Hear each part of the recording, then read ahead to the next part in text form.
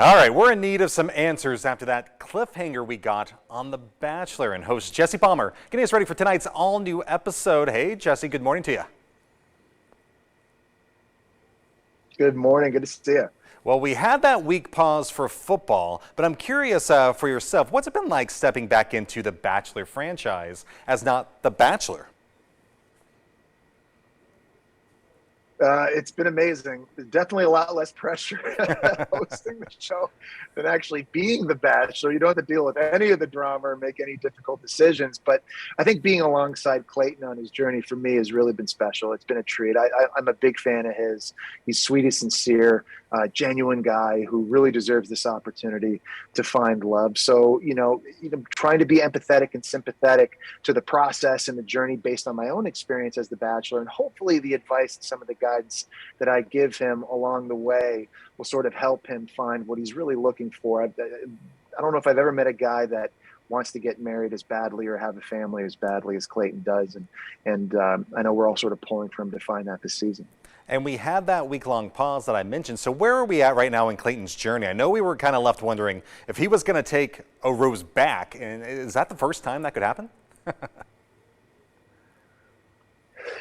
So we're at a bit of a cliffhanger right now. You're right. So at the end of the last episode, Sierra had informed Clayton that Cassidy may have a quote-unquote friends with benefits back home. Clayton's already at this point established a pretty strong connection with Cassidy. He's already given her a rose. He gave her the rose on their last group date.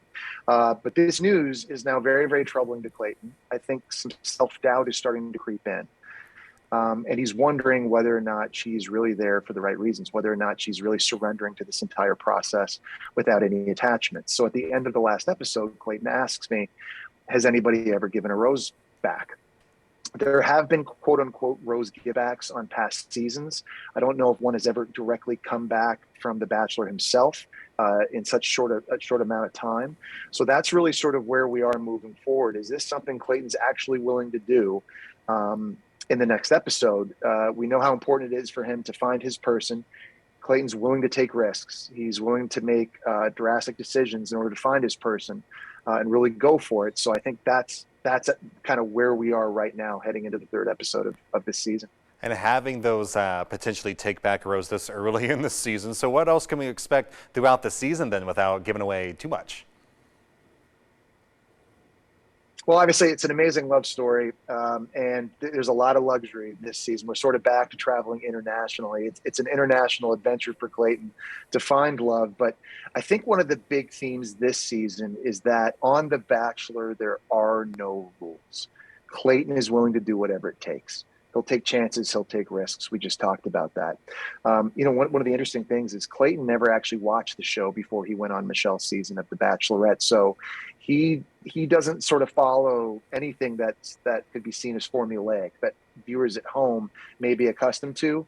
Clayton's going to do what Clayton wants to do and feels like he needs to do to fall in love. So saying that, this season, and we've already started seeing a little bit of it in 2 episodes, Clayton's going to do things and we're going to see things that we've never seen in 20 years watching The Bachelor. That's kind of where this is headed. And we're at a big moment right now before tonight's episode as well.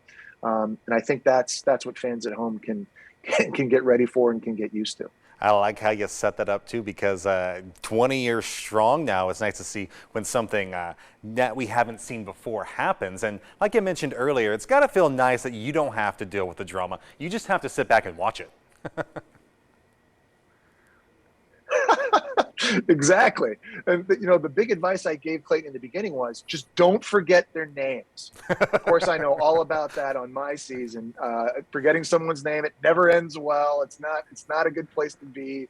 You want to try to avoid that at all costs. Clayton's done an outstanding job of that so far. But yeah, it's been really nostalgic for me. It's been amazing. I mean, being back at the mansion the very first night, watching the women get out of the limo and seeing Clayton stand there, or also, Clayton's first rose ceremony, a tidal wave of emotions has really come back for me. It's been really, really special. But of course, this really is about Clayton. And my job and the pressure on me is to try to help him any way I can. So that's really been unique and very, very cool. Well, we appreciate your time this morning, giving us a little sneak peek of what's to come. So keep up the hosting duties. Hey, maybe you can just be the permanent host now, right?